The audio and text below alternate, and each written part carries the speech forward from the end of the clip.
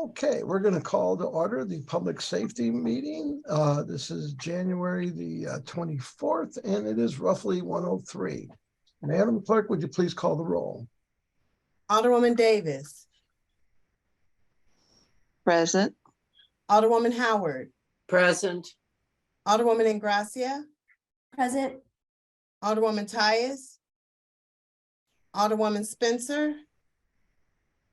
Alderwoman Boyd. Alderman Bosley. Alderman Narayan. Alderwoman Clark Hubbard. Here. Alderwoman Rice. Present. Alderman Todd. Present. Alderman Page. Present. Alderwoman Keys. Chair Vaccaro. Present. Alderwoman Tyus. Alderwoman Spencer. Alderwoman Boyd. Alderman Bosley. Alderman Narayan. Alderwoman Keys. We have 8 present. You have a quorum. I counted 9. Why? I count 9. I have Alderwoman Davis, Alderwoman Howard, Right. Alderwoman Ingracia, Right. Alderwoman Clark Hubbard. Oh, I thought he had Spencer. I thought Spencer. No, Spencer Oh, is not came. Never mind. Okay. Okay, thank you. Okay, 8 being present, we do have a quorum. Madam Clerk, let's see, no. Now I would ask for the approval of the minutes from the December 14th meeting. Do we have a motion to accept those? So minutes? moved. Second. We got a motion and a second. Madam Clerk, please call the roll. Alderwoman Davis, Aye. Alderwoman Howard, Aye. Alderwoman Ingracia, Aye.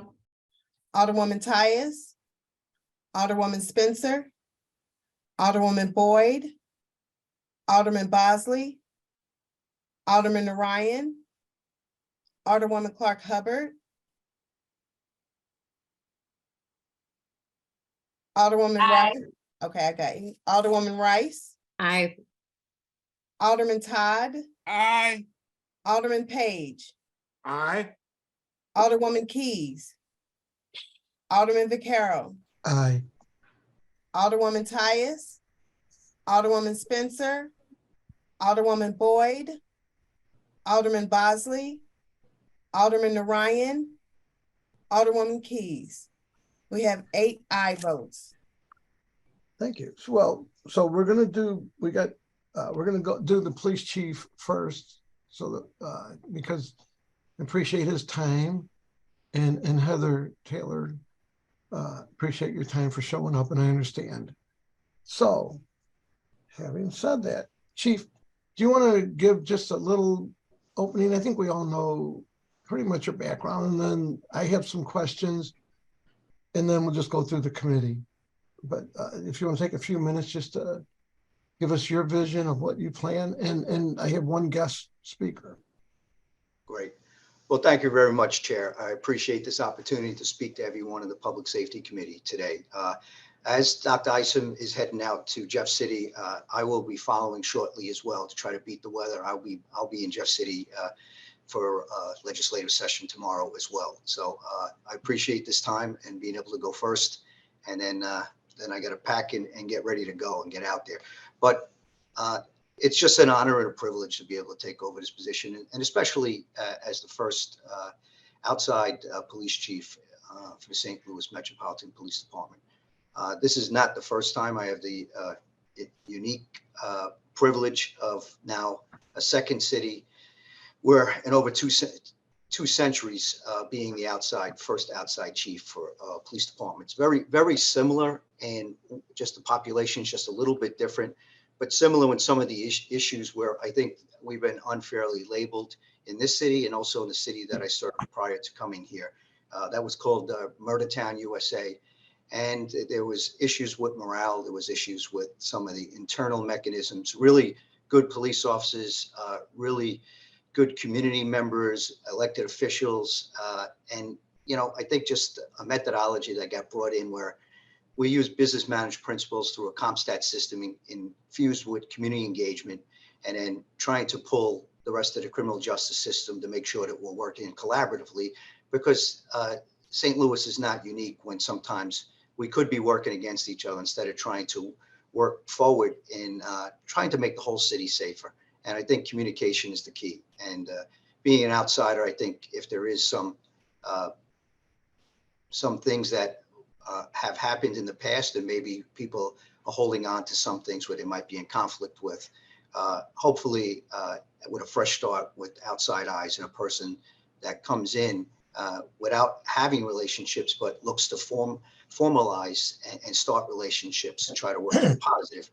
I think that actually can go a long way and has gone a long way. So my job is to immediately meet all the stakeholders, which I'm doing now, understand the issues from outside and internal members. And then I'm looking at all the crime strategies we're doing now, the systems we have in place, the technology.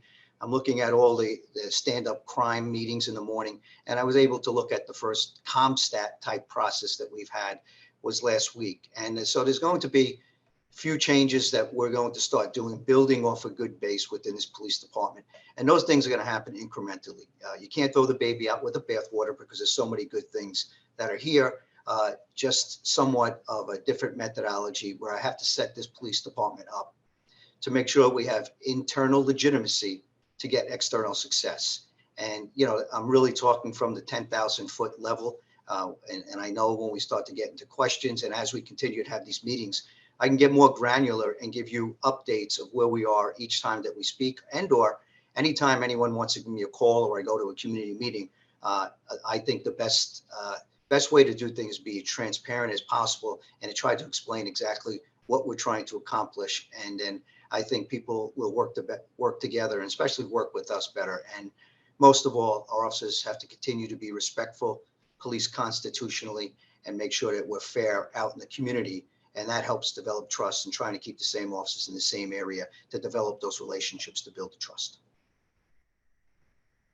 Thank you, Chief. What I'm going to do, I just want to give just quickly the couple comments that people have asked me to ask you.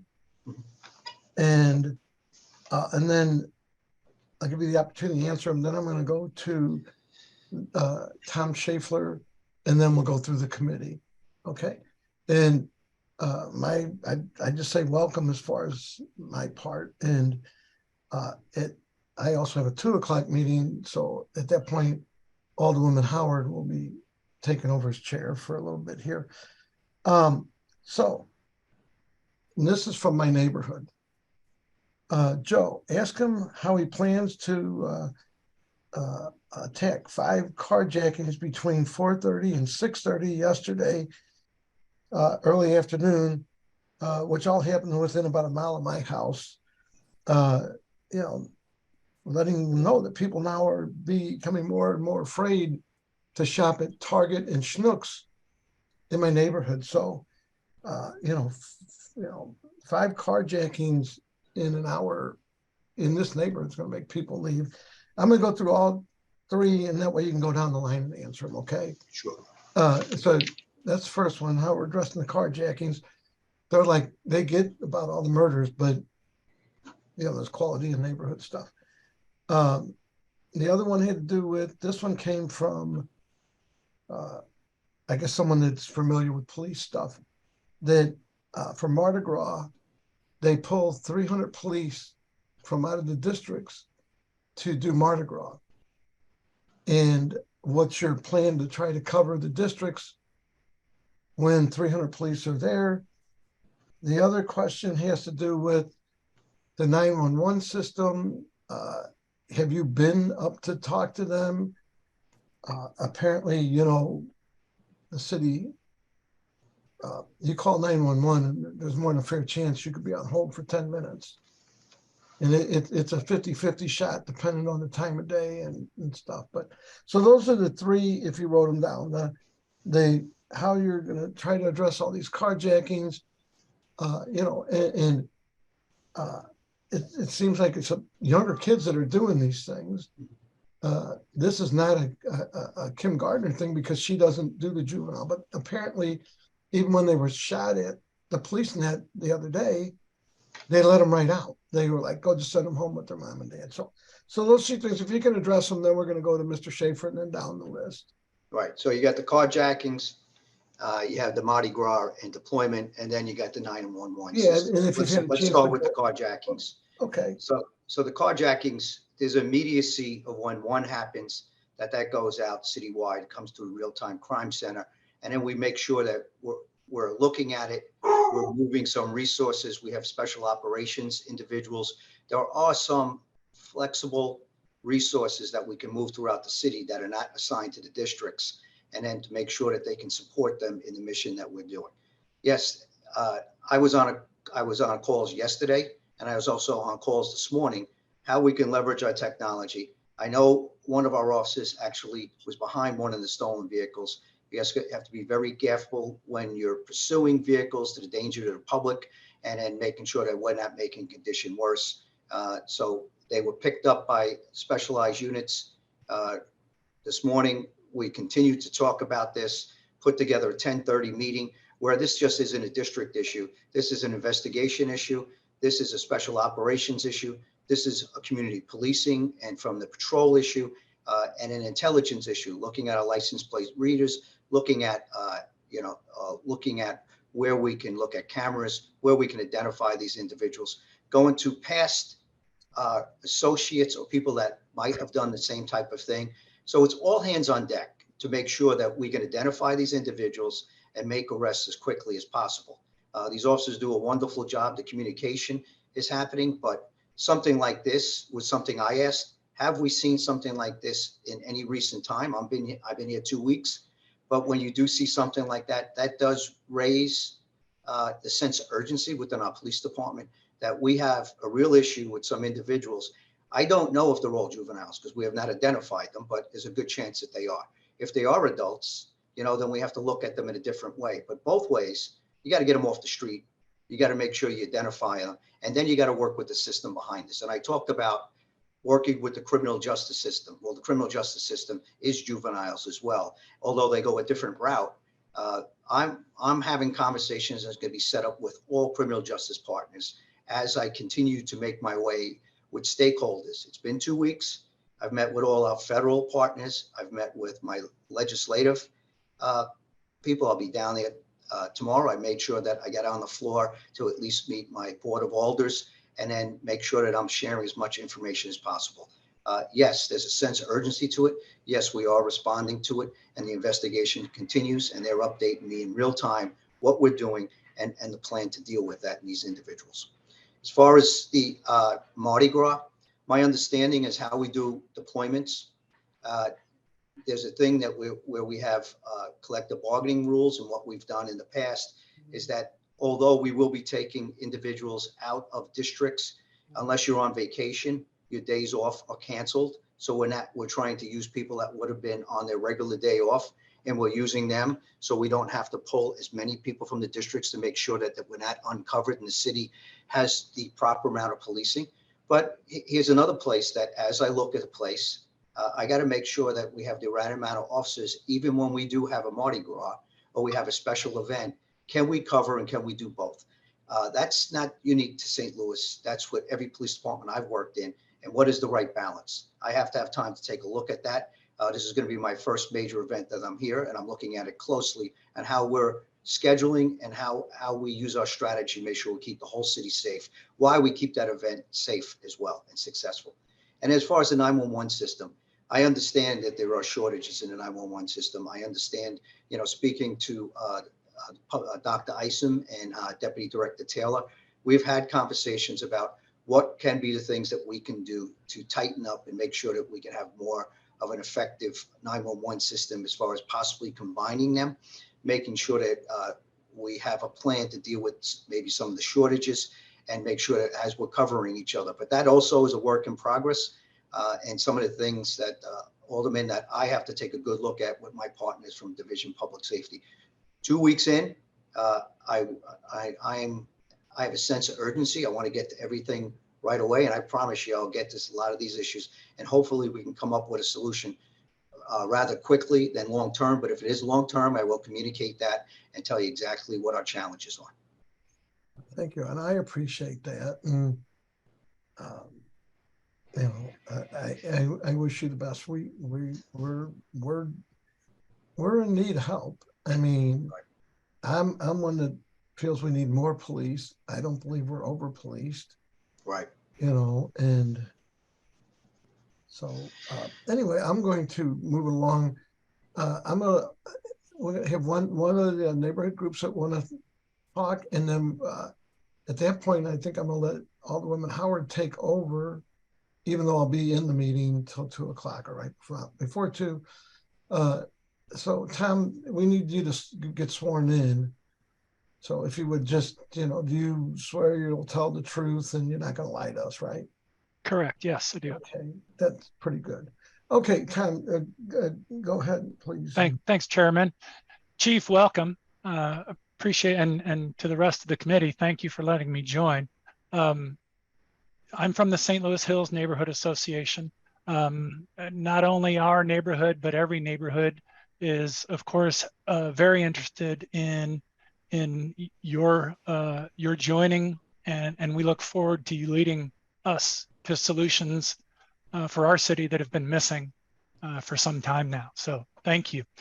One of the primary questions people and concerns people have in our neighborhood and other neighborhoods is about staffing levels at the department.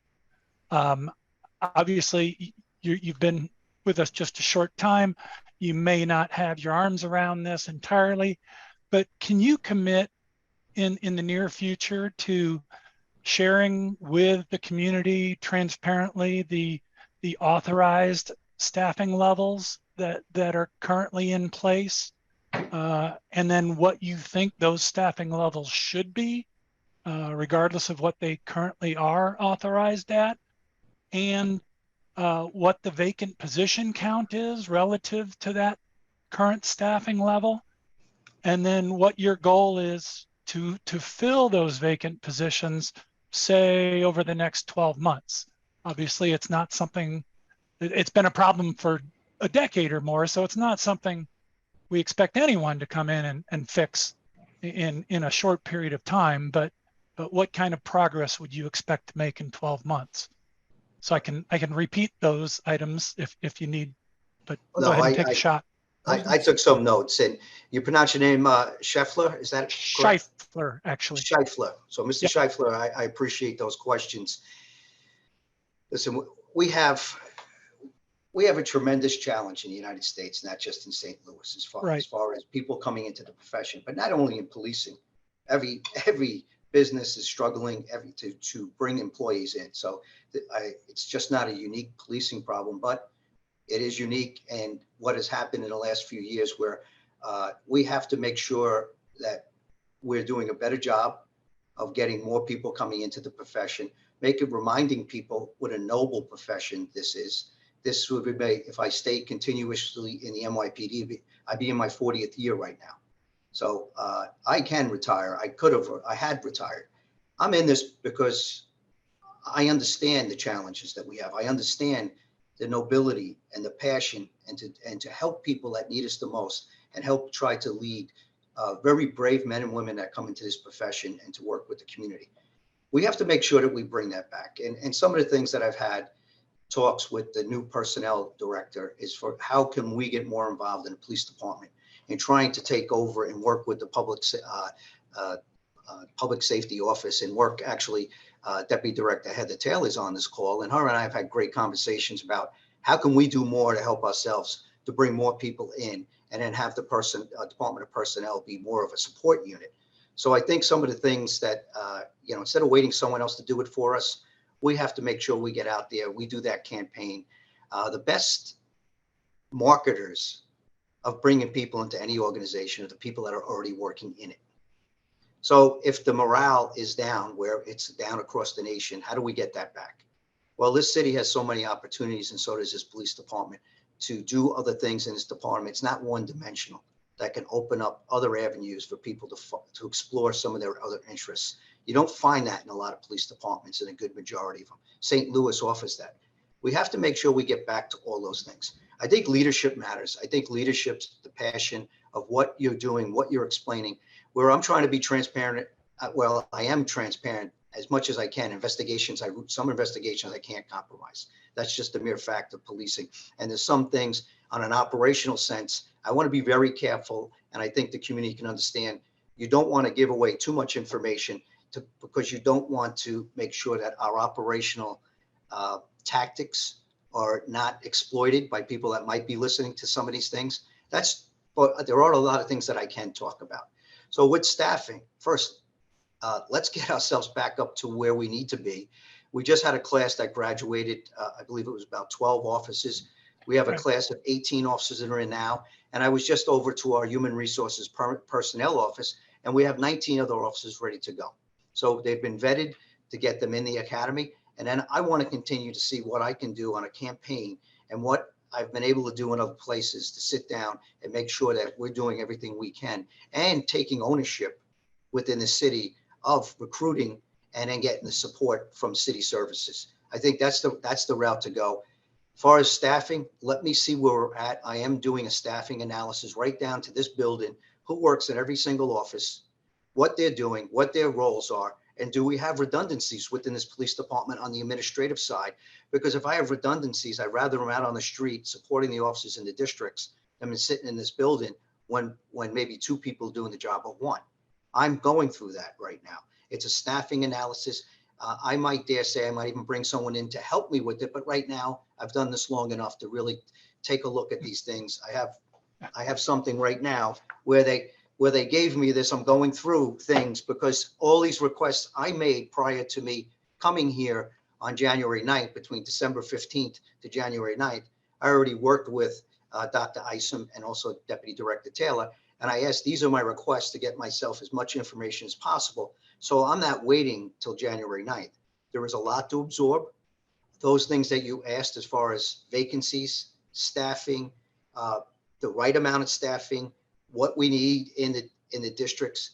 There isn't a police chief in the world is not going to tell you that they want more police officers. What I can do, but the reality is you have to take a look with the amount of police officers you have at this time, and you have to make sure you put the best strategy together before you can get the cavalry trying to get the reinforcements, where you now start to get more people coming in rather than attrition levels or beating the amount of people we're bringing in.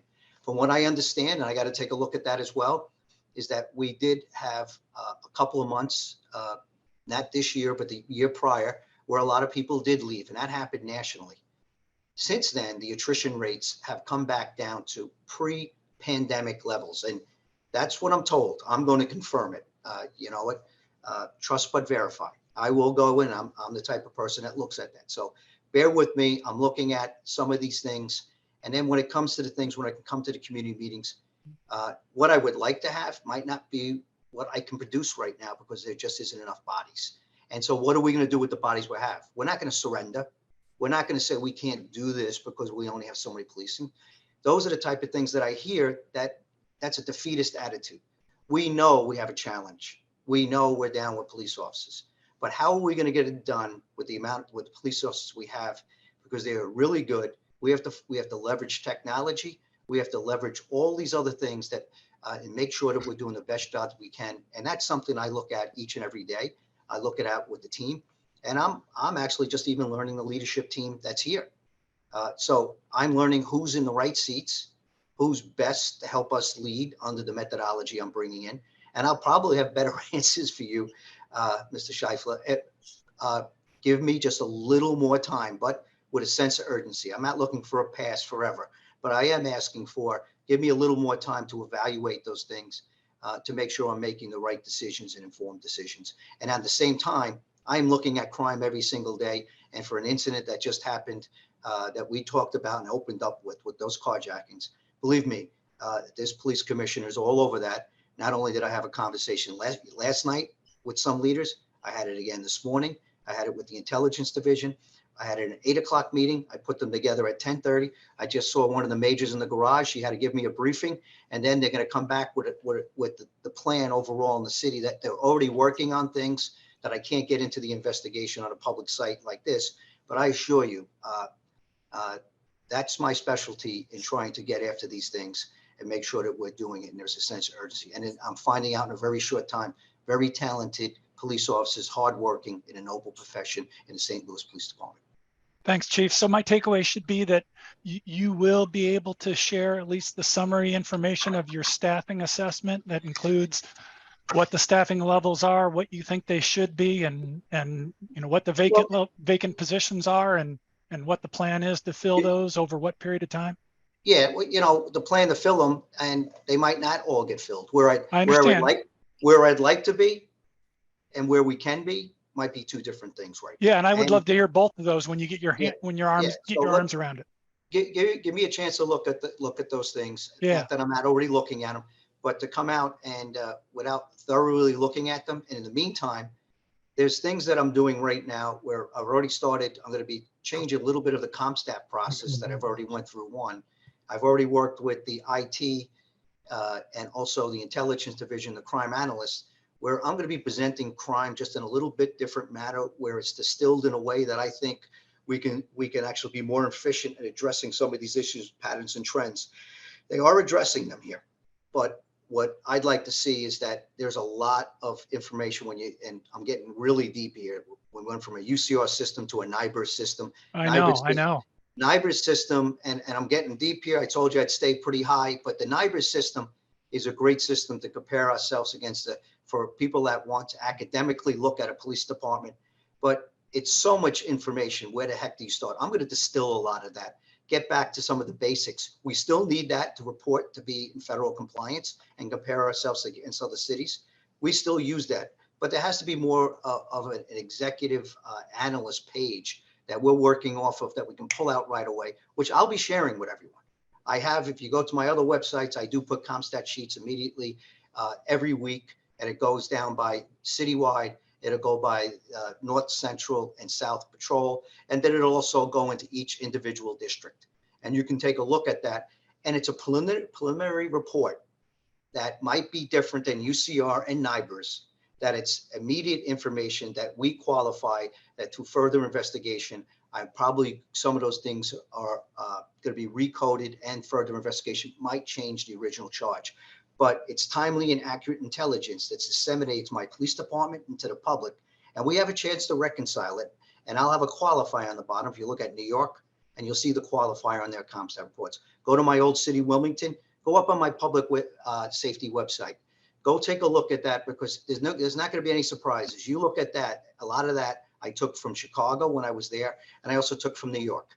And then you tailor it towards the city that you're in. So if you want to learn a little bit about my transparency, go look at that site. They just changed the name to a new chief, but that stuff's been I put that up in the past 6 years. And that chief, I was an outsider for the first time in 230-year history.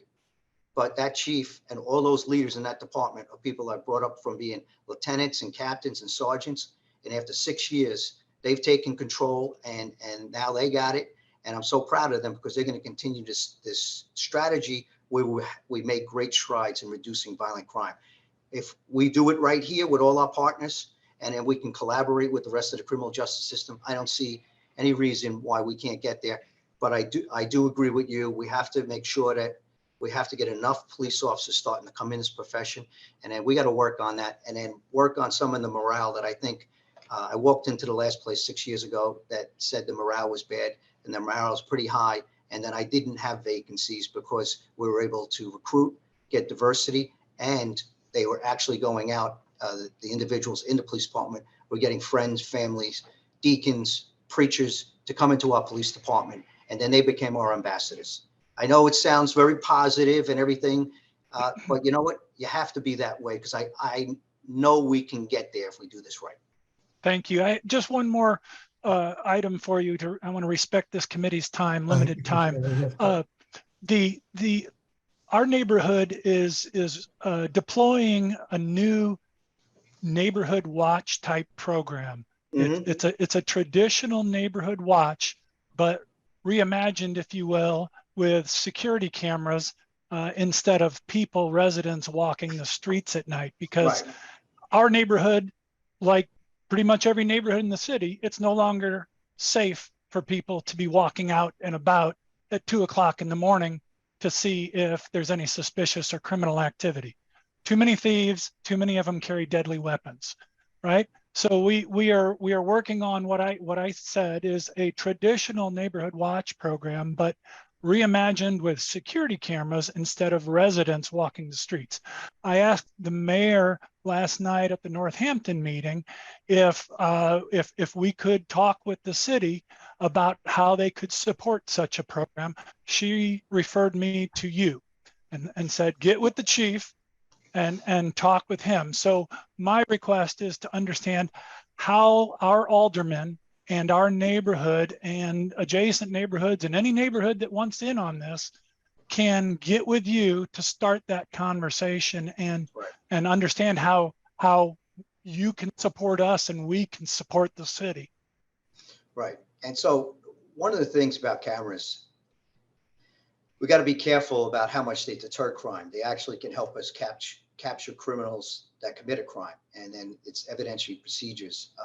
If you're going to, and are we setting up an expectation that they're going to be monitored at all times? Is that what we're going to do if you put up neighborhood cameras? Yeah, let me jump in there. I totally agree. A camera these days has little or no deterrent value by itself. I would also, the deterrent value is when you catch the bad guy. He's not right, out there. right, but they don't really equate that. We have footage of these guys looking straight at the camera and continuing to do their crime. Right. Right. They just don't care at that point. So it doesn't stop or deter them from doing that crime. So, and I would also submit that a single patrol officer working a neighborhood has very little ability to disrupt and deter crime because they're never in the right place at the right time for a neighborhood of any size. But if you put those two together and you get real-time alerts from those cameras to that patrol officer in real time that they can look at it, that gives them actionable intelligence that they can say, oh, that's just Joe walking his dog. He does it every night at 2 o'clock. Or nope, that's 4 guys breaking into a car 2 blocks away from me. I'm going to go there now and disrupt that activity. And if you do that consistently, it deters that activity. Well, so that's the kind of program we're talking about.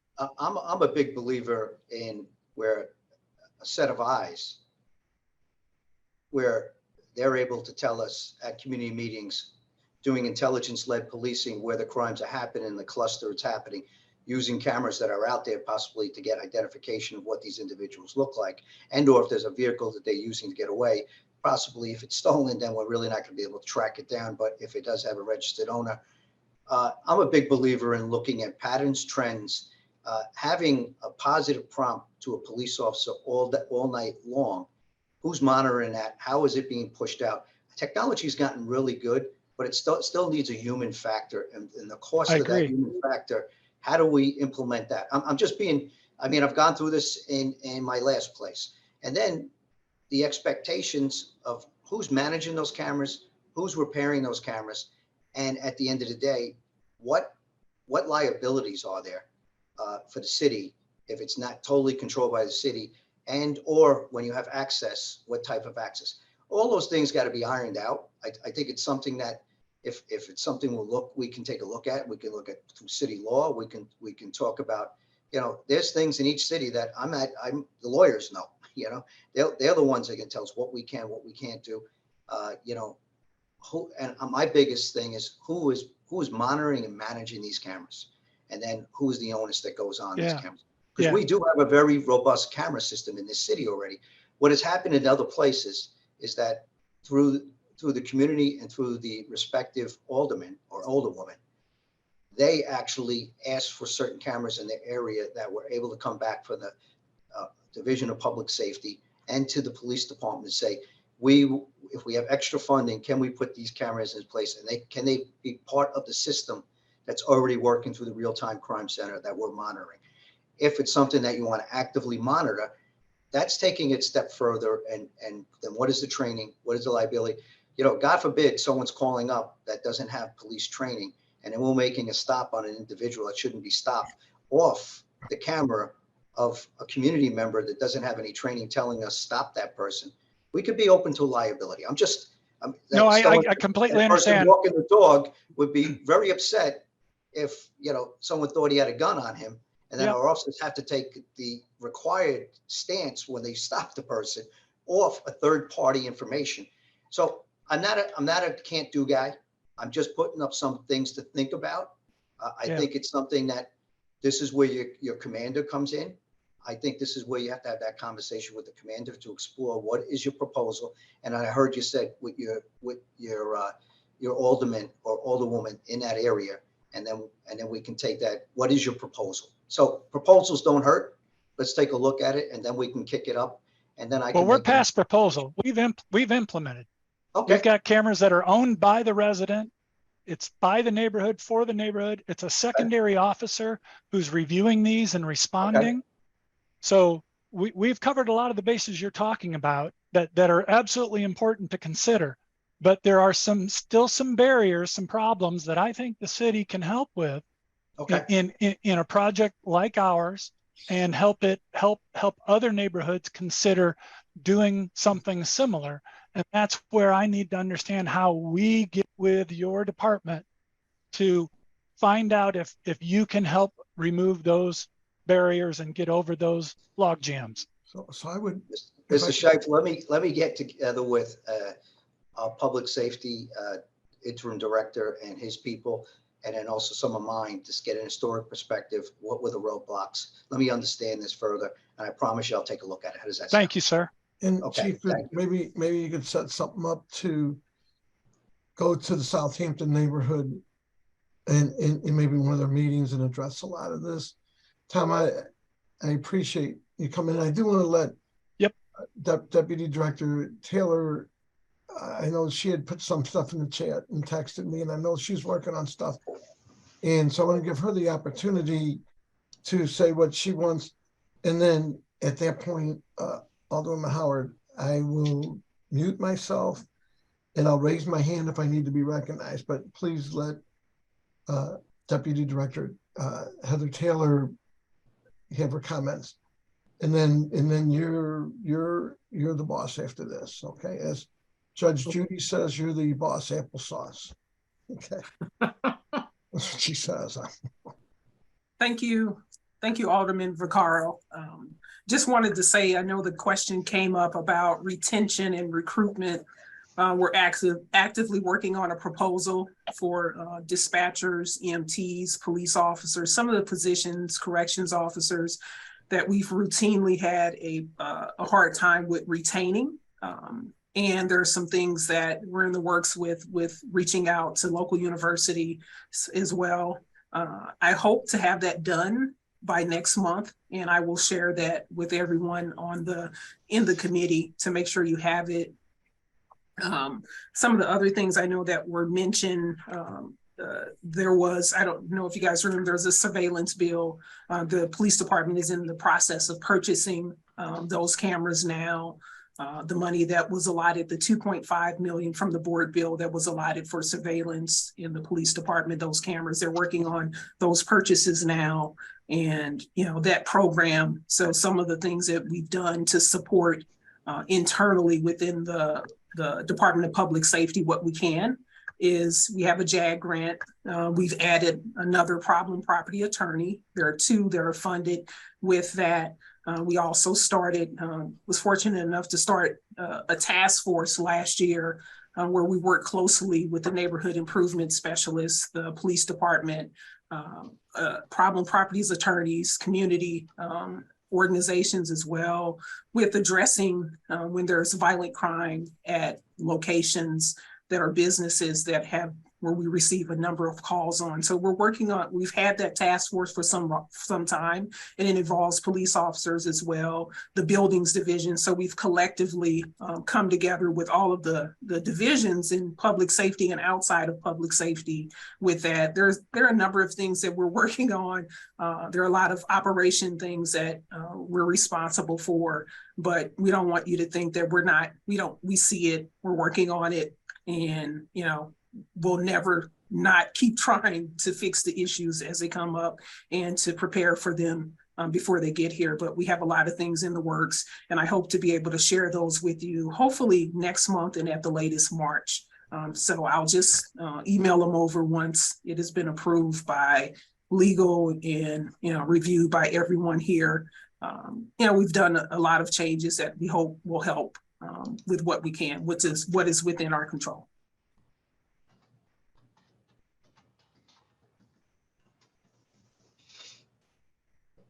Alderwoman Howard, you're in charge now. I'm just listening. I'm just a Okay.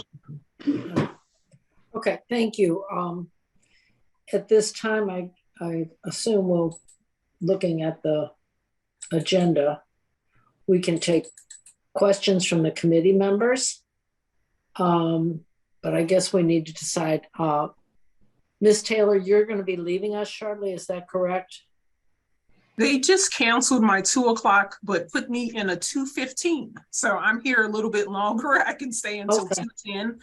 If there are questions that I can answer, I most definitely can.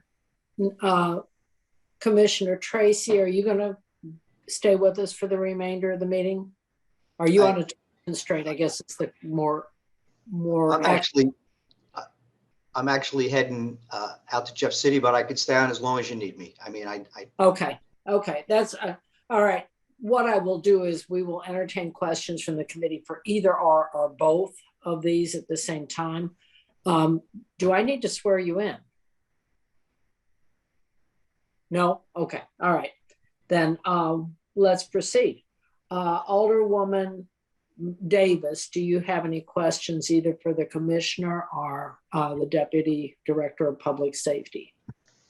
I honestly don't have any questions. We have already received a lot of information. And what I'd like to do is make a simple statement that this is not the first time we've been in this crisis. And as the chief knows, it's been about every 8 or 10 years, there's something significant for our country, whether it was the introduction of crack or the incident 2012, with the first shooting of an innocent young Black male. And so it just goes on and on. But one of the things that we all know, and we have not admitted and or implemented in the strongest force, is we need community. We cannot solve this problem with policing alone, and we need to bring the community closer. And this particular era that we're in is the worst that I've ever seen in the last 50 years. And it's mainly because of social media, and it's also mainly because of extremists. Extremists have caused many murders to happen, especially the mass murders, and have increased crime where people feel as though they have a privilege to commit crime, and no one should prosecute them, seek them, or say anything or try to stop them. And so we have to get louder than the extremists, which is the community, must get louder than the extremists. So we want to help with community. I want to help with community. I've organized them before. I've been closer to this police department probably than most people have over the last 30, 35 years. And you'll find that out as you talk to folks. But, you know, the best answer is people.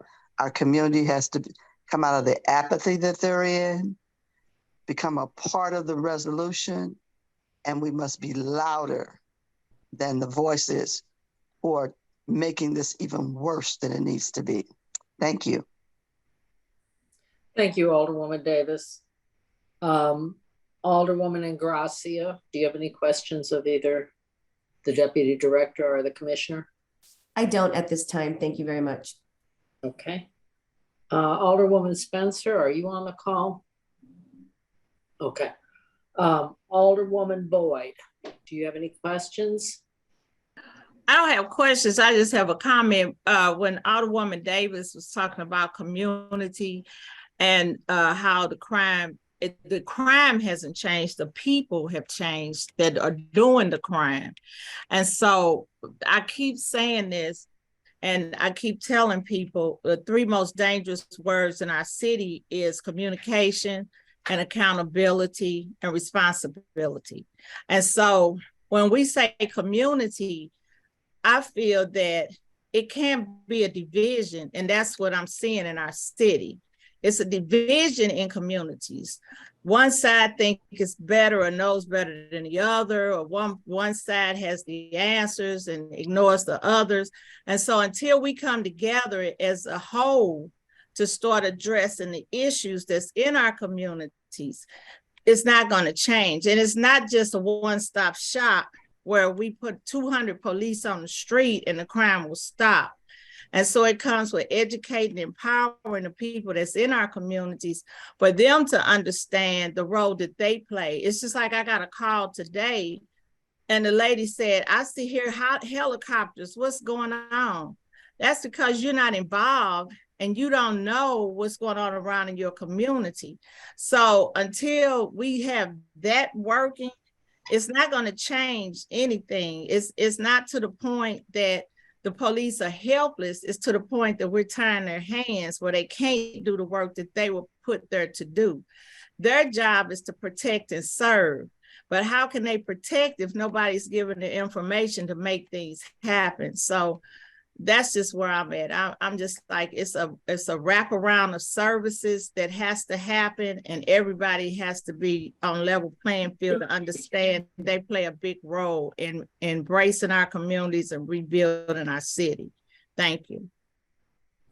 Thank you, Alderwoman Boyd.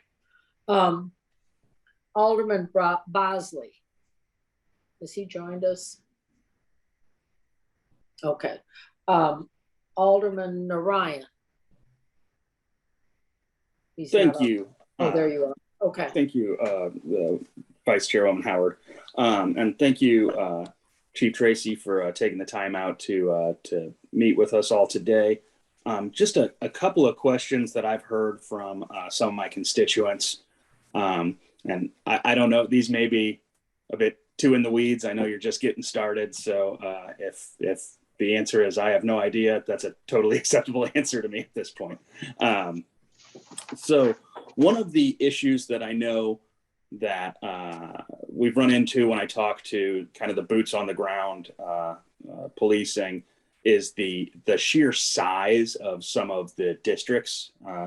My ward is in the 2nd district, and I was told by an officer that with lights and sirens on from one side of the district to the other can take about 12 minutes to cover, which is an incredibly long distance to cover. I think not only is it an issue for the residents, I think it's also an officer safety issue.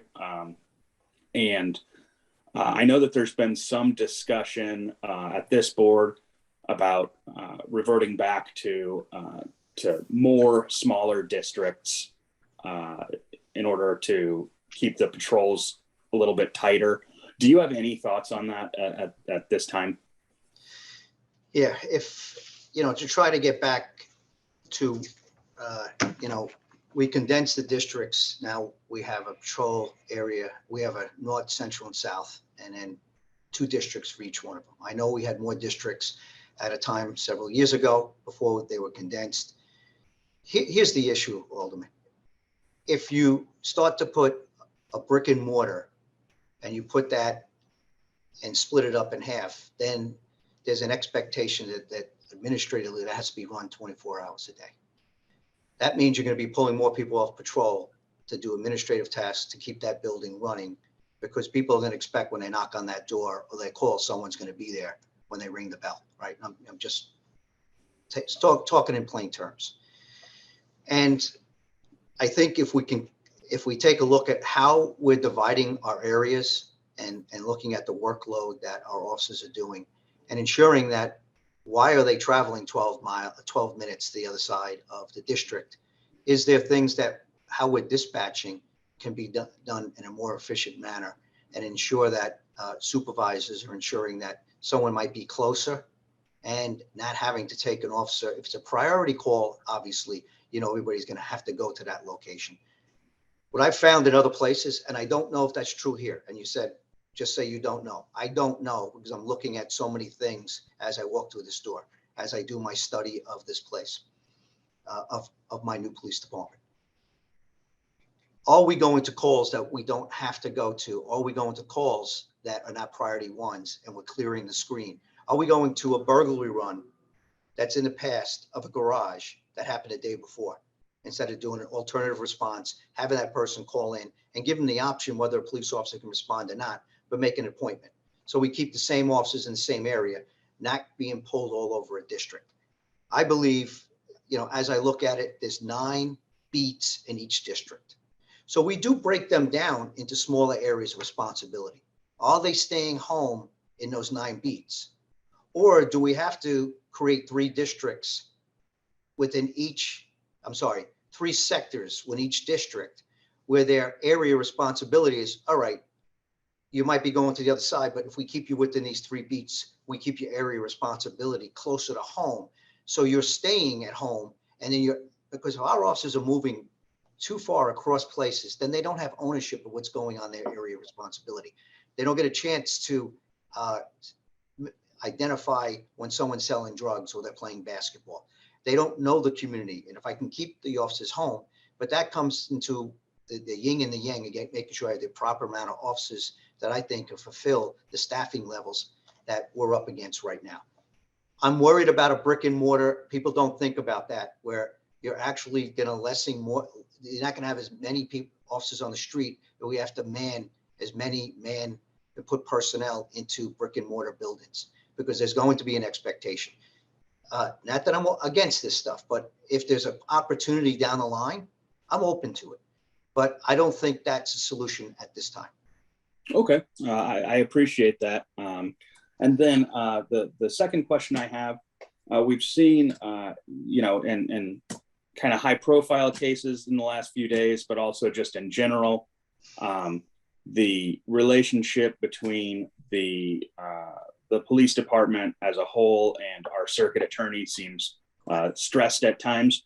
I know that we've seen instances where the circuit attorney's office is saying the police department hasn't provided us with enough detail in the reports in order to pursue charges in certain cases. A couple of those just in the last couple of days have been kind of crazy to me and to my community. When you have people popping rounds off at the cops and then you release them, that makes very little sense to me.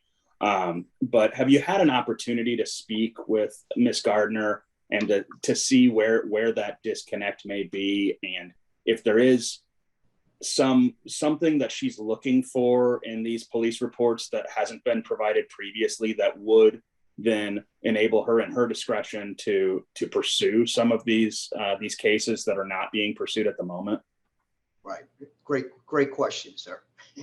And yes, there always is opportunity. I actually spoke with her after I was announced last month, and we have a scheduled meet that's coming up. I don't have my calendar open, but we are meeting shortly, and I have actually spoke with one of her representatives yesterday. We had a very good conversation. And then, it's all about consistency. Are we doing things consistently across the board? Can we in the St. Louis Police Department close the loop on stuff that we might not be getting? It's not going to be all on them. And if we do that, and then we're still having some of the issues, then we have to have a further conversation. In all fairness, I have not sat down and to make comments that we're not working well together, we're not doing that, wouldn't be fair for me. I'm trying to be a good partner in the criminal justice system. I am not married to the past things that have happened in this place. I told you that could be advantageous, where I can sit down and say, hey, these are the things that I've done in other places. These are the things that I'm looking at. And I think some of those conversations have to be done not on a public setting right now. Sure. But that has to be done in fairness to the professionalism of my conversation, my relationship with the circuit attorney. I have to sit down with her and in all fairness to see exactly some of her issues that maybe, people are miscommunicating, or I don't know. I'm gonna just take the high road here, because in fairness to jump to it without me having that conversation with her and sitting down with her, it wouldn't be fair to her or the criminal justice system right now. No, I definitely appreciate that. And We have to work together, and we have to, the only way this city is, we can have the best strategies in the world and our officers can do the best job in the world. But if we're not working together in a criminal justice system, you know, it's going to hurt the city as a whole. So we have to be good partners. We have to work together. We have to, we can disagree professionally. It happens across, you know, the Board of Alders don't always agree. I'm not going to agree with, you know, other chiefs. There's always a professional disagreement. Let's find out exactly what that is. And let's make sure that we can move. We're going to need each other for the city to get better. And we need to work together. And that's who I am when I'm about. I'm very collaborative. So we have to give that a chance. And then, you know, I have looked at these things. I'm not, you know, I am here and I am watching. And I actually am having private conversations with what I'm not going to make public at this time. No, some of the incidents you just talked about. Okay. I totally understood. And I can appreciate that. And I appreciate your attitude on it. I think that collaborative spirit is what we need. I appreciate the fact that you haven't dug in your heels on any specific thing at this point. And with that, you know who loses on that? I'm sorry? You know who loses when you start digging your heels in without trying to? The public and the community and public safety. So sometimes you might make, in our positions as leaders, we might make a position that's for the greater good without really, you know, you have to somewhat take a bit of a higher road to find out exactly what's going on. I'm going to try to do that. Not that I'm not a person that has an opinion, is not able to speak my mind, but at this time, let's figure it out. Let's try to see if we can get past it for the long run for the city. I appreciate that, and thank you so much. And you know, I wish you the best of luck. Your success is the city's success. All of us, yes. So best of luck. Thank you, sir. Alderwoman Shameem Clark Hubbard. Thank you, Madam Vice Chair. I don't have any questions at this time. We're not Vice Chair, Madam Chair, Acting Chairwoman. Okay. Thank you. Then we'll move on to Alderwoman Rice. Thank you, Acting Chair, Madam Acting Chair. Also, thank you to Tracy for coming, for being in front of us today. I appreciate all of the communications we've gotten from you up to this point. I sent a long email your direction, and I know I saw the email request for meetings going forward, and I'm excited about the opportunity to talk one-on-one with you as well.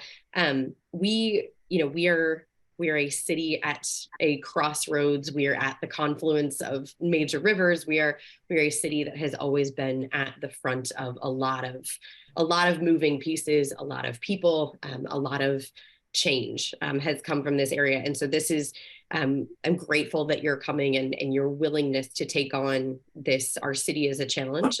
Our city is a partnership here. And a couple of things that I didn't ask about in my email. We have lots of studies that have been done, lots of reports that have been given back to the city about ways that we do policing, ways that we do public safety, everything from the Ferguson Commission report that dealt with both the county and the city, to recently we had a report done by the Teneo Group. We had the Center for Policing Equity had reports done. I'm wondering if those were documents that you received before you came in, if you are taking those recommendations and those reports into consideration as you're making decisions going forward. Yes, absolutely. You know, and Tracy Keys actually at one time was she was the head of the police academy in the NYPD. We have familiarity with acquaintances and through the academics. She does really good work. I did read their report, the Teneo report. You know, Chuck Ramsey and Bill Bratton's group did that.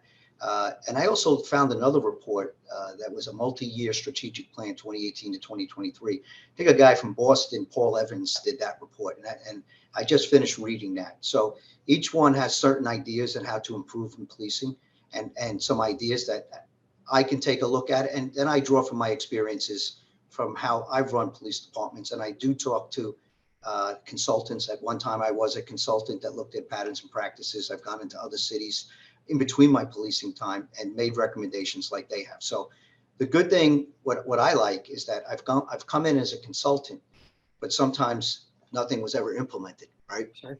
So you actually, where I went into Wilmington, I did consult in other cities, and I ran a couple other cities. You had a person that was a practitioner, was somewhat academic, and also made sure he looked at all those things. And I was there 24/7 to make sure we implemented those things. I probably won't implement everything, but there's some really great ideas are in there. And if you want to refer the conversation to some of your concerns, I've had that in my last place, because I keep saying, although we're different cities, Wilmington was a city where everybody came in and consulted, but nothing was implemented. Yeah. And it had some of the same concerns. And I did speak about some of the studies, why I would want to do things, coming right back to why we don't.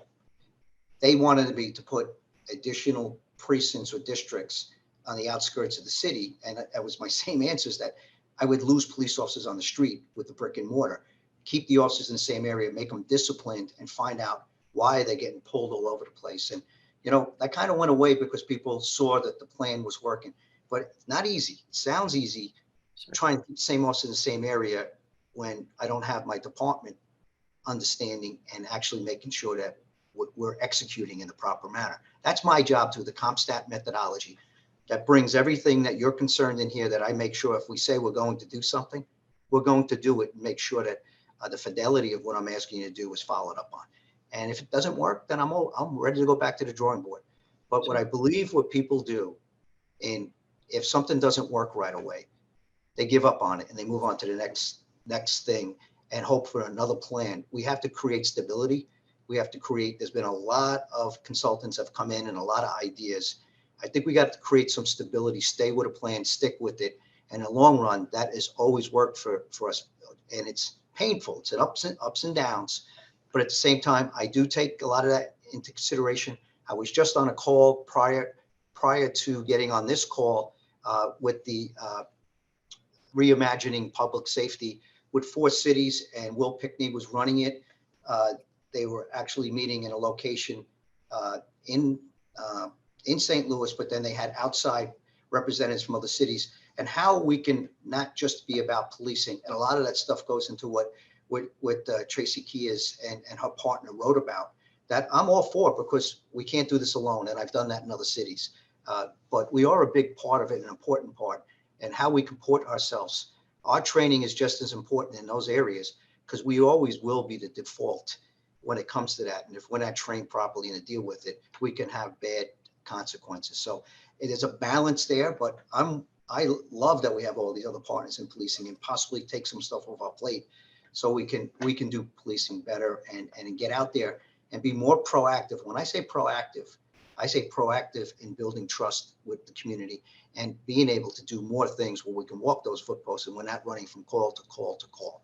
That's my ultimate goal here. You know, you have to look at those things. It's going to take some time, but that was a long answer to a yes. Yeah, I appreciate that. You actually notched a couple of the questions that I was going to ask, specifically, you know, if we're dealing with a profession that doesn't have as many people applying in general across the country, then how are we adjusting to that? How is the profession changing so that the jobs that we need police to do are being done by police, the jobs that we can share the load, or that we can look at other folks who may be able to support in those areas? How are we adjusting to the new realities of the 21st century and the needs that we have as a community? And one of the things that was raised by a neighborhood liaison officer last night, and we've touched on briefly, is juvenile issues here in the city, that particularly dealing with young folks who are committing violent crimes. And, you know, there was some talk about, you know, having to release people directly to their families, young folks particularly, and point systems and things like that. And I would love at some point, whether it's through, you know, Will Pinkney's office of violence prevention or juvenile services, to come and talk to us about what does this actually look like. But we as a city know, I mean, the ideas they've identified in 2015 in the Ferguson report, I've been identified across the board that we needed a massive investment in youth, in our children, in our schools, in resources to our young people and their families on the prevention end. And then if there are things that we can do, you know, to rehabilitate folks and not just dismiss children into to the criminal justice system, but that is, you know, that's one of those major issues that we know that we're dealing with that seems to be newer, that we're dealing with younger and younger people with more and more dangerous weapons and willing to do more and more dangerous activities. And so if there are ways that you are thinking through as a department, or there are other departments in the city that are taking a look at this, I know that that's something that we're all interested in as well. Great. Well, there's a two-part question. I'm going to answer the technology part first, where calls for service and how are we going to do things with not as many police officers until we can start bringing people back into the profession. Technology sometimes, everybody, well, people my age, so I'm up there 60, almost 60 years old. We always talked about how the police walk the footposts but then technology took over with the 911 systems, and therefore it started getting overused, and then we became the default for everything. That took us away from doing those things, and where other places of social services and psychiatric care and a lot of these other places save money and put people back on the street, that we ended up dealing with a lot of these issues, the homelessness, all these issues, where I'm happy to see some of it come back.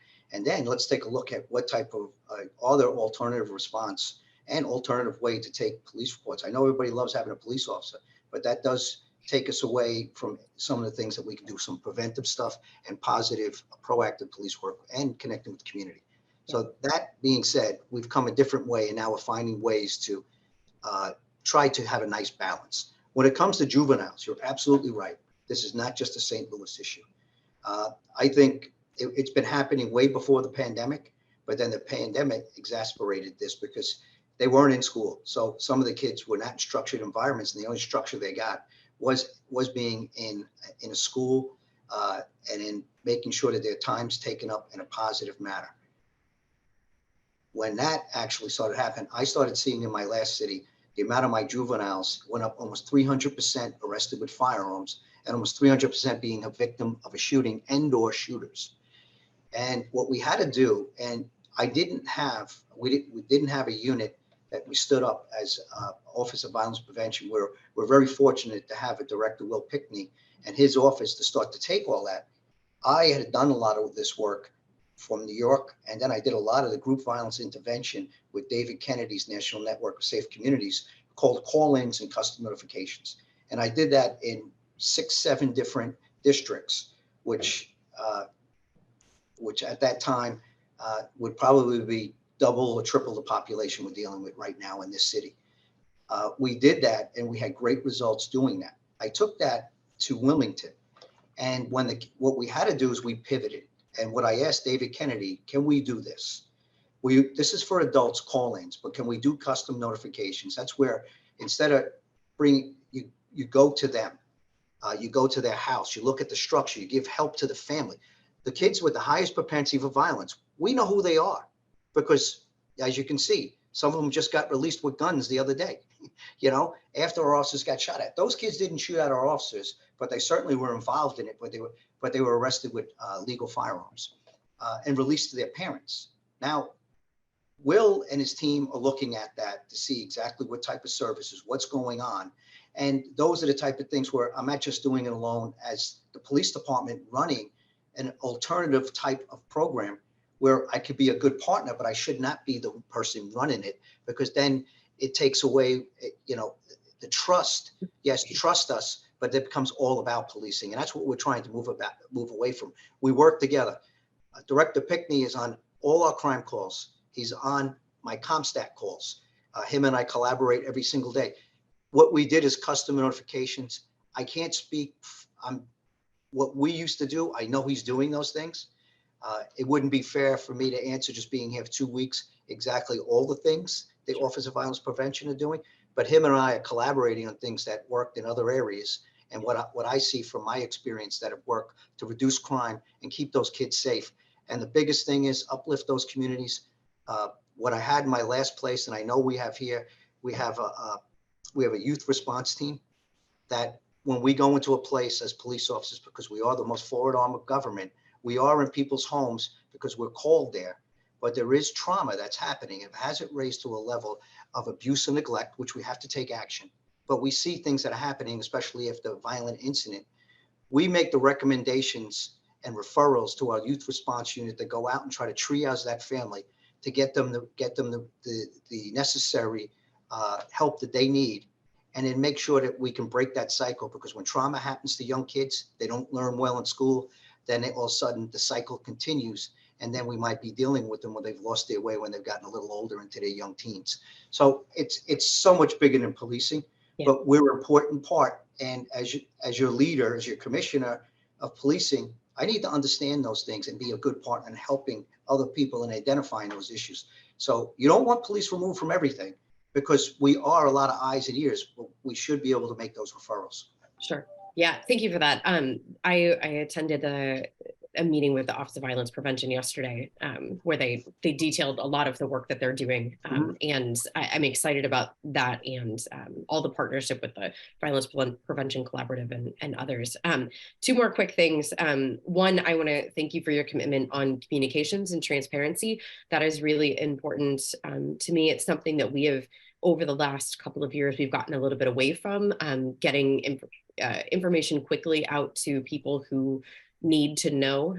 There was sort of a situation where a lot of information was getting out to a lot of people who didn't need to know, and creating situations that were difficult. But there are people who do need to know, and who the community expects to have some understanding of what's going on in the neighborhoods. And so I thank you for it. I'm interested to go look at the ComStats reports from Wilmington and go take a look at that. Any type of reporting that is publicly done, that is, posted on the website. And, I think in my email, I talked about technology, transparency as well, and use plans and that type of thing.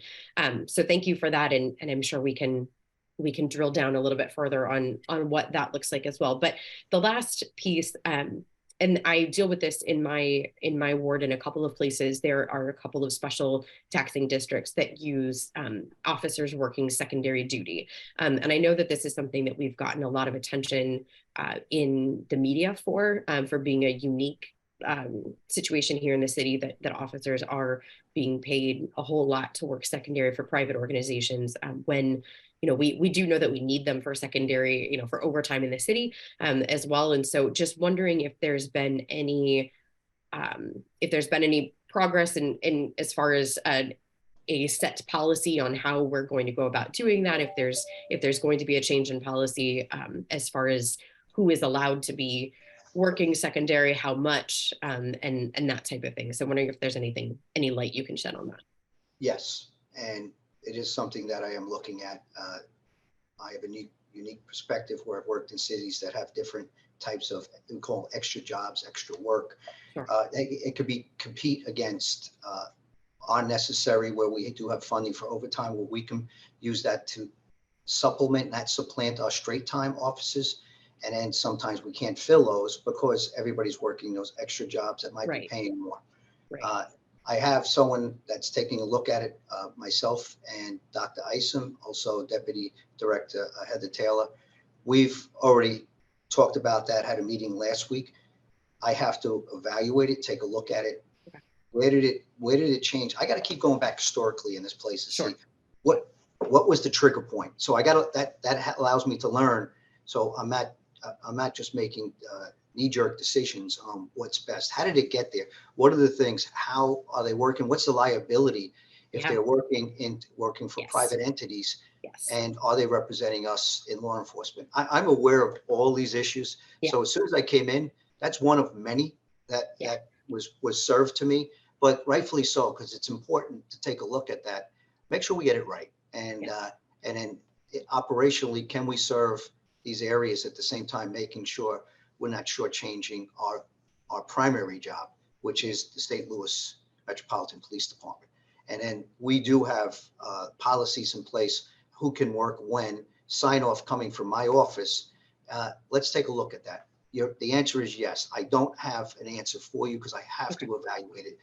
And I'm getting certain opinions right now where I can make another one, an informed decision that possibly was not going to be popular with some, popular with others. But you know what?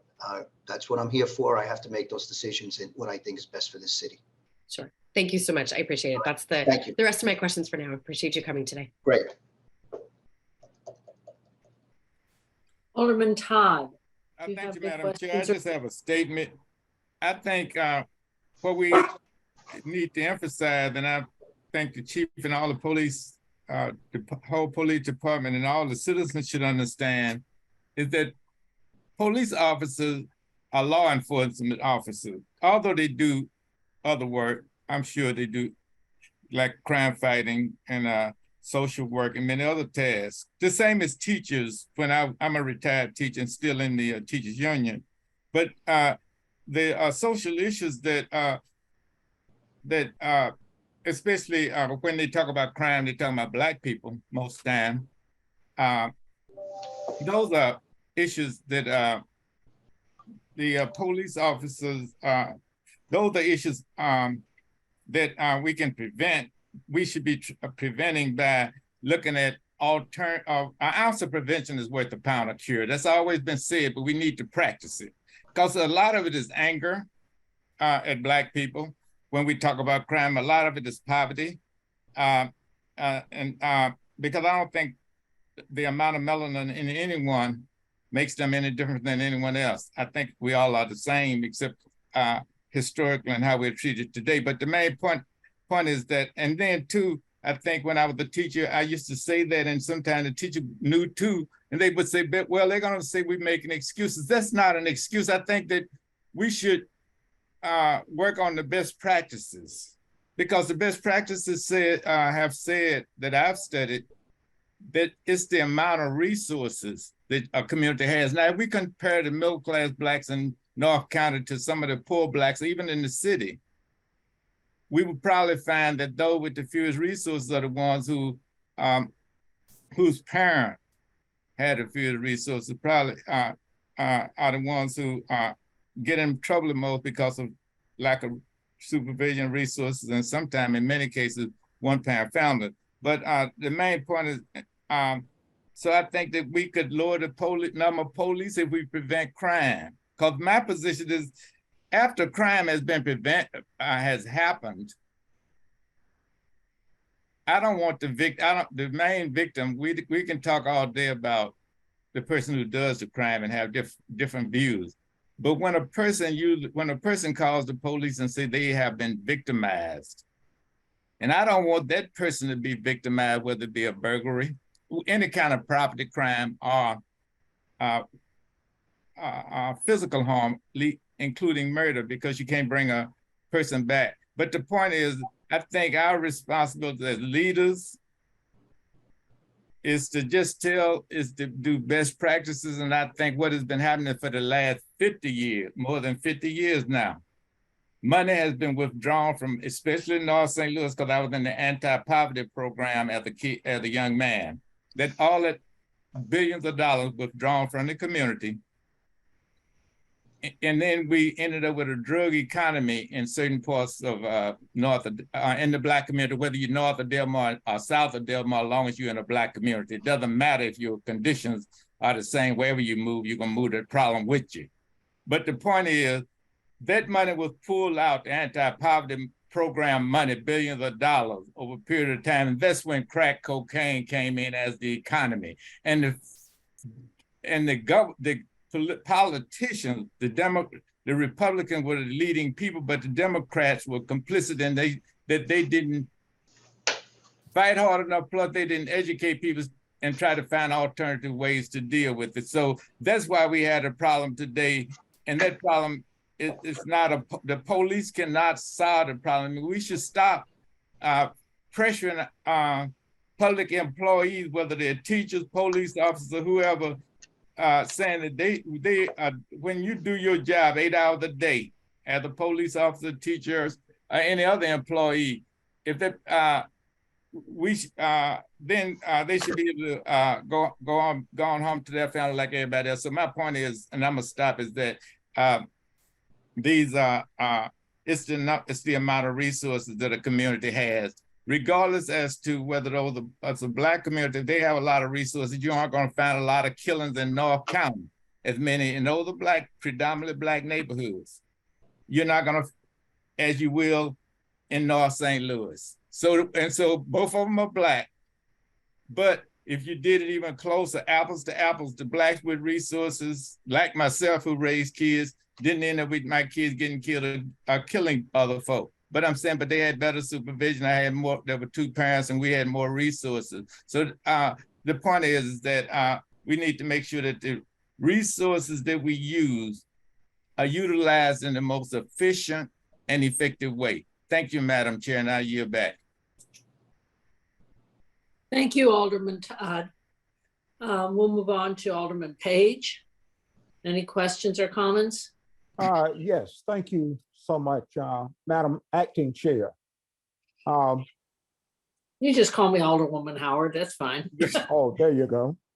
I think you've worn many hats today and worn all of them well, by the way. But thank you. Yes. Commissioner Tracy, first thing I want to say, first and foremost, welcome aboard. Welcome to St. Louis. I have the honor and pleasure of representing the city's fabulous 5th Ward, soon to be the 14th Ward. And I have some kind of specific questions to the area that I serve. Something you said a couple of minutes ago, and I'm going to paraphrase, issues are much bigger than policing. And that's something that I believe to my core. However, when I talk to my constituents, when I read the newspaper, when I walk and drive the streets of my ward, we have some perpetual issues that are really plaguing us.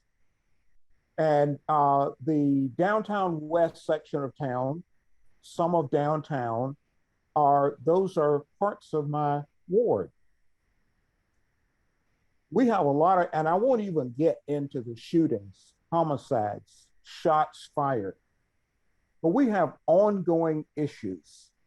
And I hear them multiple times per week from members of the 4th District giving law enforcement reports.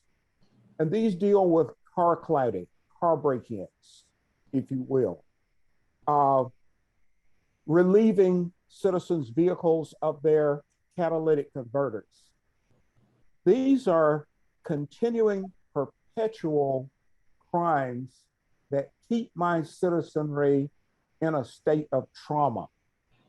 It drives people away from the downtown section. And this is not just anecdotal information. I've been studying closely information over the past few years that show the decline of occupied businesses and occupied residences, and crime is a large part of that. So recognizing that there are multiple root causes for these issues, my question to you is, what can you bring to the table from the law enforcement perspective that can help reduce these crimes and their impacts on the city that we serve and know and love dearly? Well, thank you for that question, sir. It's not all about policing, but I did say we're a very important part of the solution. Yes. So, and we're not going to be able to do this by ourselves. No police department can do it by themselves. That has to be done with the community. I've heard a lot about the community coming together, working together. And, you know, we have to build that trust, that if some of it, we have trust in some of the areas where we're working well together, some of it needs work on, and some of it we don't have trust, and we have to start to work on that so we can attack this issue all together in a fair and constitutional way. There also is a lot of lack of consequence that we arrest the same people over and over again. So if we are arresting, we identify patterns and trends. Catalytic converters are not unique to St. Louis. It was the number one increase in the city that I just came from, and a felony theft type of crime that actually we did drive down overall crime, but that it would have been a heck of a lot better if we had the catalytic theft converter thefts. My last city, we found a ring of them and we continued to arrest them, and they were set right back out on the street with no consequence. So we had to continue to arrest them. But here's the thing that we can do. When we do identify them, we have ways of ensuring that we can stay on top of the people that we already identify that are back out. And that's the same thing that we can do with individuals that might be have a higher propensity for violence, that might be picking up that gun, might be using guns in retaliation against each other. Learning who those groups are, making sure that we do know them, and I know we do. But what is the response that we're going to do day in, day out? How are we going to use CompStat? How are we going to use evidence-based policing, smart policing, synchronized policing? Because when you talk about the communities that we serve, and especially urban cities, where we do have areas that have more violence than others, those are not dangerous neighborhoods. There's a small percentage of dangerous people in that neighborhood. And when you talk about the very dangerous people, there isn't a city that I haven't done a study on or taken a look at that I've done a study on, that it's less than 0.5% that's committing most of the violent crime. And if you look at those individuals, you're talking about a very small set of individuals where you can work on them to try to get them out of the life of crime with options. But if they continue down that way, the community will help you because they don't want them causing that type of violence in our neighborhoods. And we look at those, and those are the things I'm going to continue to work with Director Pickney on. What we've gotten wrong in policing, sir, is that we do flood an area with 200 police officers, and we do stop crime. But what we do is we've gotten it wrong for so many years because we end up arresting everyone to catch the few I just talked about. And then, you know, we're actually measuring by the amount of arrests that we make. And that's not the way we should be measuring things. We should be measuring about how we're reducing crime and how much we are reducing crime from the work that we're doing. Not so much about arresting and getting violent criminals off the street is part of our job. Arresting individuals that are in those rings that are doing carjackings, absolutely. And then it's my job to figure out with our criminal justice partners, is there consequence to the actions of these individuals? And if they're juveniles, what are we doing to make sure that they don't go back out and reoffend? Who are we working with? Because the decisions that get made behind us in policing affect the crime that's out on the street. We can continue to do that, and our officers, it becomes legal cynicism. Not only does the community not trust anymore because they see the same people getting back on the street because the criminal justice has failed them. We're the foremost arm of government, and people express themselves to us. Officers start to have legal cynicism. Means that, why do I continue to arrest these individuals if they didn't get right back on the street? We have to overcome that. And we have to make sure that when we're looking at individuals, we have to find a way to work with our criminal justice partners to make sure the right penalty for the crime that they're doing. And listen, I'm hearing all things as I come through the door. It's a longer evaluation, but what you're talking about, what I've seen in other cities, is the same argument. And I think there's ways to get past it. I think we just have to collaborate better in the criminal justice system, and especially with the juveniles. And what are we doing with them, and how are we rehabilitating them before we release them back out to do the same thing? Because we're putting them at risk. We're putting them at risk because they're certainly, some of these crimes that I've seen in the last few weeks is nothing that I haven't seen in the last place, but certainly everybody wants something done about it. And I'm going to continue to take a good look at it, sir. And that's my promise to you. Thank you very much. Alderwoman Howard, with that one question, I yield back. I'm sorry? He was talking to me. Okay, I'm sorry. That's okay. Thank you. Thank you, Commissioner Tracy. Thank you, sir. Alderwoman Keys, is she with us, Tracy? No. Okay. With that, I have one question for you, Commissioner Tracy. We have, as the Public Safety Committee, have for several months, several years probably, been trying to get information on how many police are deployed in each district on each shift. And it seems to be a secret. I don't know, if it's because there's lack of people out there or what the issue is. And I know, the pickings are slim, as they say. But I think it's good to know what we have, when when we're out on the street, how many police are on the street and what we can expect as far as coverage and being just vigilant.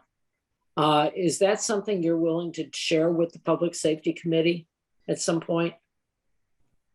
And here's the thing, do we really want to, the deployment, if you break down the amount of people that are in the Office of Community Policing, the way I would say is you have 3 shifts. So you break it down that 1/3, I'm sorry, 1/3 of the individual is going to be off. And then you can break it down, you can break it down into the 6 districts. And then from the 6 districts, then you can break it down into the 3 platoons. I'm very careful about trying to give, I can give you the numbers and people can do the math. I don't like to telegraph out to, because there's other individuals that are looking for that information, not to do something not in a good way. And that's my hesitation with it. It's not like, we all know we're down with police officers. We all know we're down the amount of police officers. And then everybody's down at every single unit, and we have to find ways to get this done better. I would not want to embolden the bad guy to tell him, okay, I have nobody working tonight in this certain area. I'm doing a staffing analysis on what we have and what we're doing. Give me a little time on that, and just let me take a good look at what resources we have. Is there ever enough police officers in any district or on patrol in any city? The answer is no. The answer is no. I'm going to tell you that. As a police chief, you would want as many as possible. I would not be sincere with you if I said I want less police officers. You know, I would like to have more police officers to do more things that I could think. But we also have an obligation to the taxpayers, the ability to pay. But in this situation right now, it's really the lack of individuals coming into this profession right now that we have to change. And I know we can do it, because I just did it in the last place. We just hit the corner where we started having them come back in this profession, because we reminded everybody what a noble profession this is and how rewarding to be. Very dangerous, don't get me wrong. Lost a lot of friends. Lost a lot of friends in 40 years in New York and Chicago, Wilmington and here, and hopefully never here. But if you can give me a chance just to take a look at that and see how we can do that. I don't want to commit to giving you an update that we have we have 30 officers on this shift right now, and we're on demand, and then it goes out the information right now can fly real quick, and the way through social media and everything. And there's individuals that are monitoring social media, not for the good of St. Louis. Along with that, what types of things are you going to put forward to incentivize hiring new professional police officers that will carry the badge well? Well, we have to see the results of what's going on with the I know they're in negotiation right now. Let's see what comes out of that, and if there's incentives that we can compete. And what we're doing, I think that'll help us out. Just having a contract is going to help. I mean, absolutely. Just having a contract is going to help, because I know what it's been like to be a police officer and be without a contract. No one likes retro pay and the promise of that. Everybody wants a forward-looking contract. If you can have that fully executed before the one that you're in is up, that's in a perfect world. We're not in a perfect world, but getting a contract, I think, is that in itself. I know police and I know police officers. I am one. That in itself would be a boost when that thing's finally finalized. However it comes out, I can't make promises. I'm coming in the middle of this, so I think having that would make people feel better. And I expect you already realize that you're in competition with departments that are in close proximity and that are kind of siphoning off our officers with better pay and more respect than what our officers have been getting in the city. Well, I hope we can turn it around with the community. And I think on when I was in the town hall, someone asked me, how are you going to get trust and respect in the community? I said, you first start by trusting and respecting our police officers. It starts internally, and it starts with me. Listen, I'm going to make some hard decisions, not make people happy in here. I'm going to make people happy and unhappy. That's what leaders do. But I have the best interest at heart. And, you don't build morale by coddling people. You tell them what your expectations are. You hold them to it. and then you make sure that you're doing the right thing by these officers and understanding the type of job that they have and help them get there and support. That in itself can help. And that I'm saying that it isn't happening. That's not fair to say. I don't look backwards, but I also know what I can bring to the table and what I promise to do. And like I said, there are some people that might not be happy I'm here, but I'm going to make sure that we do the right thing in this place because this profession's in my blood, second generation. And, you know, I'm doing it because I care. I understand. Thank you. Thank you. Is there anyone else? Alderman Vaccaro, would you like to take over the chair again? I can't. I see Alderwoman Rice has her hand up. Okay. Yeah, And if I could now till 3 just, o'clock. yeah, very quickly.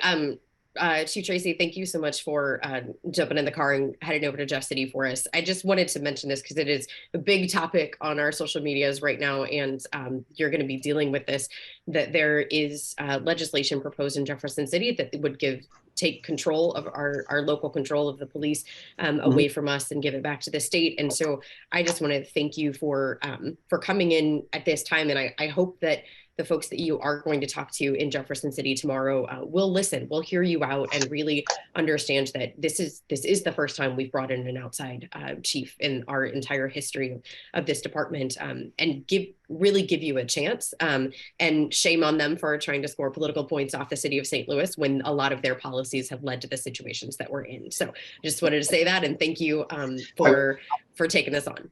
I will do my best down there. The argument is to keep it under local control, and that's what I believe in. Thank you.